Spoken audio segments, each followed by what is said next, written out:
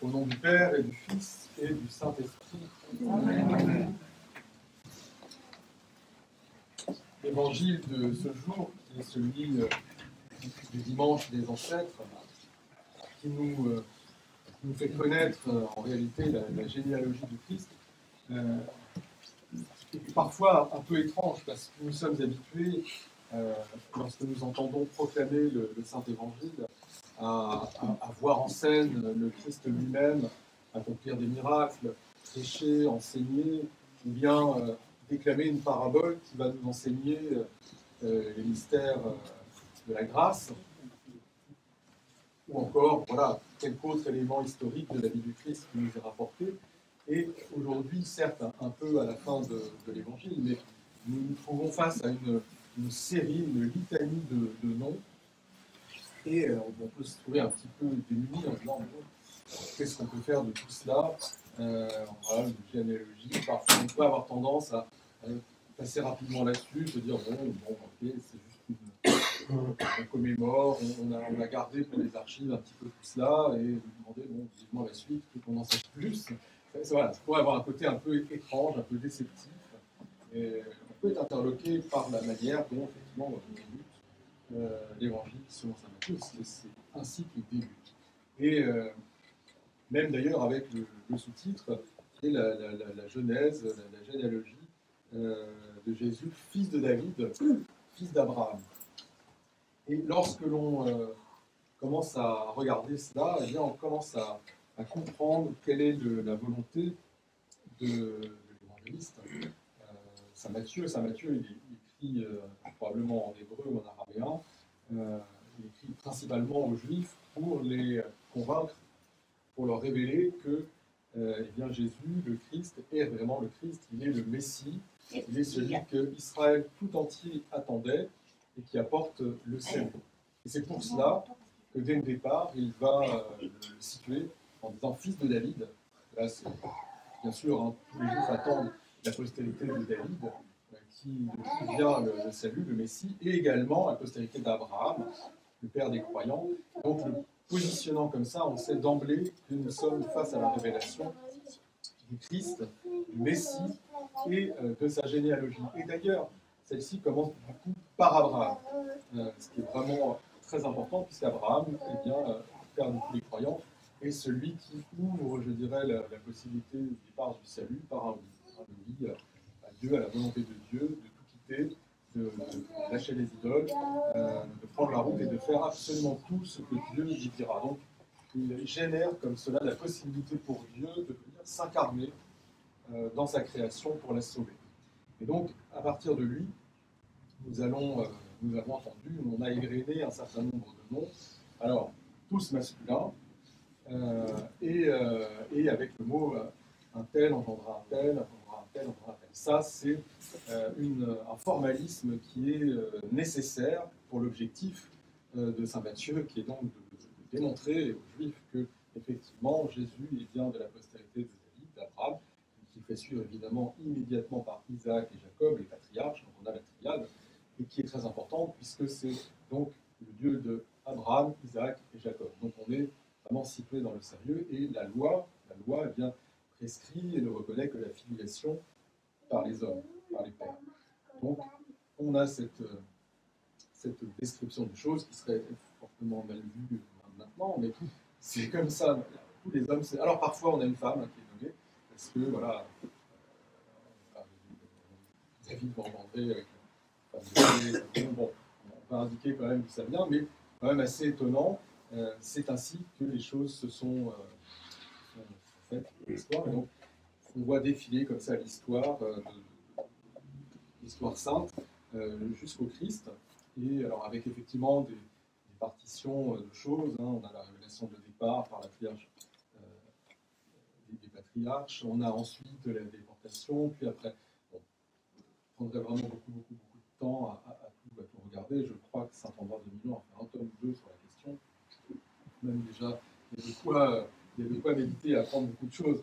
Mais ce qui est très étonnant, c'est que je crois, pas loin de la 40e génération, ce qui n'est quand même pas un hasard, puisque tout ce qui est lié au carême, à 40, la 16, la purification, eh bien, nous avons un renversement complet de justement cette façon de présenter la généalogie par les pères. Et on arrive à Joseph, donc père adoptif du Christ, on parle après d'ailleurs dans l'Évangile, et on parle de Jacob qui engendra Joseph, l'époux de Marie, de qui est né le Christ. Et hop, là, il y a une bascule absolue et totale. Soudain, terminée la loi, on passe à ce qui est la grâce. Et là, une femme apparaît comme le terme, comme la quintessence absolue, comme le joyau qui est sorti poli par ces 40 générations auparavant. Et c'est une femme, et elle n'engendre pas. Elle n'engendre pas. Le Christ naît d'elle. Et ça, c'est aussi totalement différent. Pourquoi il n'y a pas d'engendrement? Parce que le Christ est Dieu, et que donc il est engendré avant les siècles.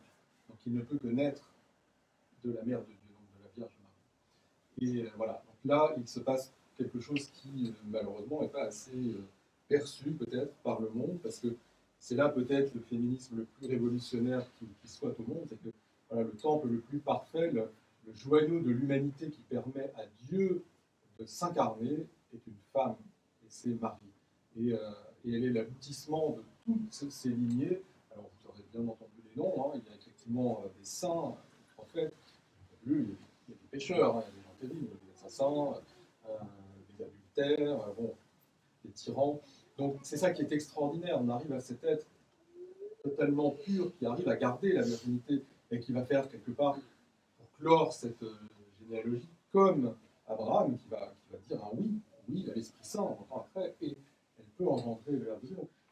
Il y a une sorte de purification et de manière d'assumer par la grâce qui fait son chemin comme ça à travers ces générations, à travers cette lignée, d'assumer il y a tous les travers de la nature humaine et d'arriver malgré tout eh bien, à la purifier, à la faire se repentir, à la faire se polir comme un joyau, comme une pierre qu'on va tailler et arriver à Marie.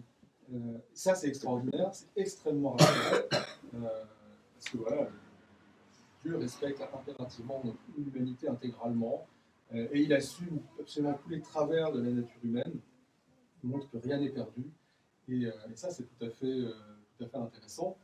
D'ailleurs, le monde contemporain a une sorte de préscience de cet enseignement-là, et avec ce qu'on appelle les thérapies transgénérationnelles, les constellations familiales, ces choses-là, où on a la sensation, l'intuition peut-être, qu'on peut, en étant rattaché à ces lignées, d'abord qu'on ne peut pas se détacher de sa lignée, et qu'on peut apporter quelque part un repentir pour ses ancêtres. C'est très intéressant. L'Église connaît cet enseignement-là, et nous faisons, donc là, c'est un exemple avec cette lignée qui se purifie au fil du temps que l'Esprit Saint passe jusqu'à Marie. Et il y a cette pratique que nous avons de prier pour nos ancêtres par les noms. Nous sommes habitués à les égrener, nous avons plein les diptyques. Nous portons voilà, tous les ancêtres, tous ceux que l'on connaît, les saints qui nous entourent, qui nous précèdent. Et nous avons cette capacité de les mettre dans la prière, de les rendre vivants par rapport à nous, et d'entretenir ce type de relation-là face à Dieu. C'est très intéressant, et c'est aussi quelque chose qui est là montré. Et voilà. Alors, il y a deux, en réalité, généalogies dans l'Évangile. Il y a celle-ci, de saint Matthieu, qui présente la particularité d'être descendante, parce qu'elle part d'Abraham pour parvenir jusqu'au Christ.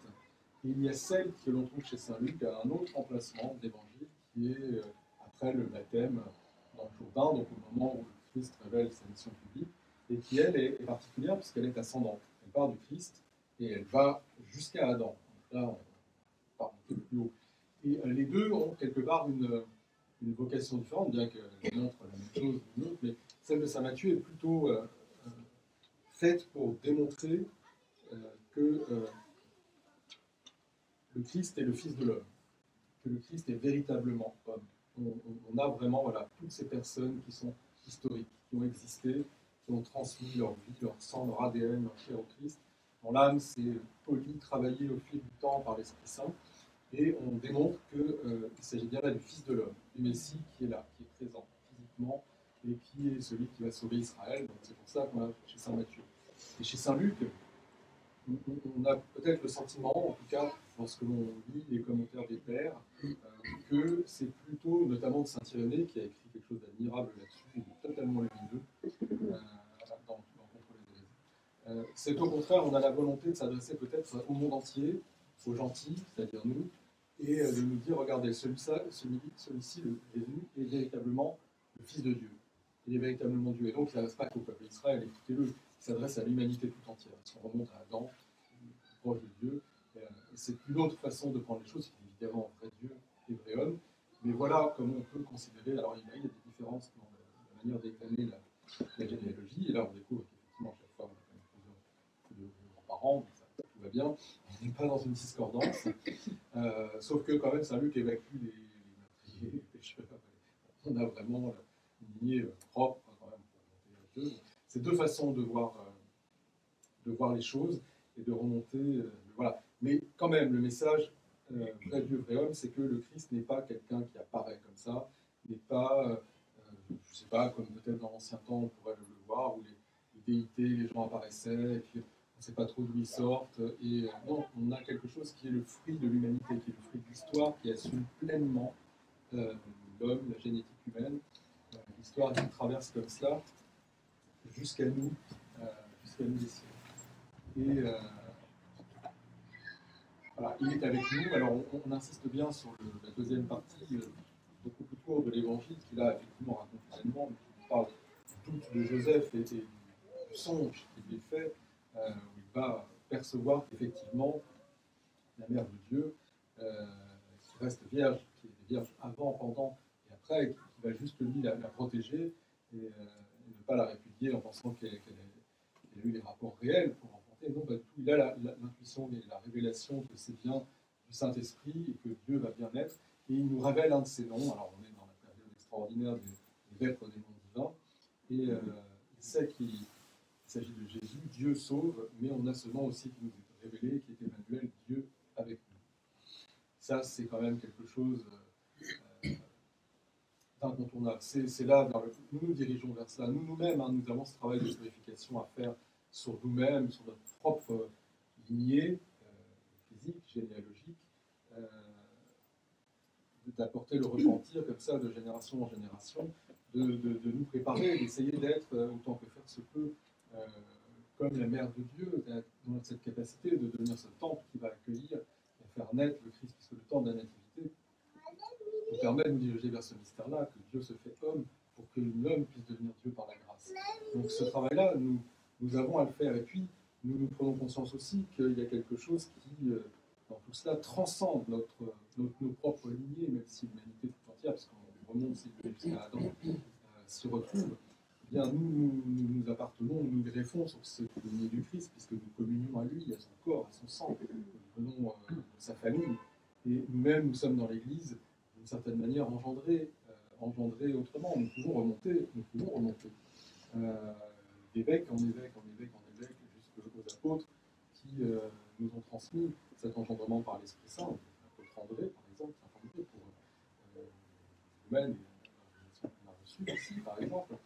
Et nous connaissons les saints qui nous précèdent, nous sommes rattachés particulièrement à deux saints ici, Saint-Cloud et Saint-Germain. Nous avons cette généalogie-là. Et puis, nous avons plus que nos parents physiques aussi, nous avons un parrain, une marraine, puisque le baptême est une nouvelle naissance en Christ.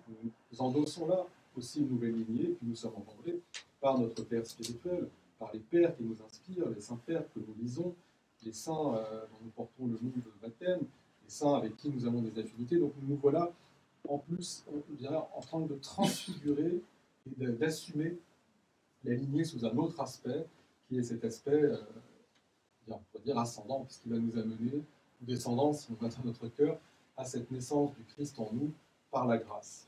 Et à lui soit honneur et gloire pour les siècles des siècles. Amen.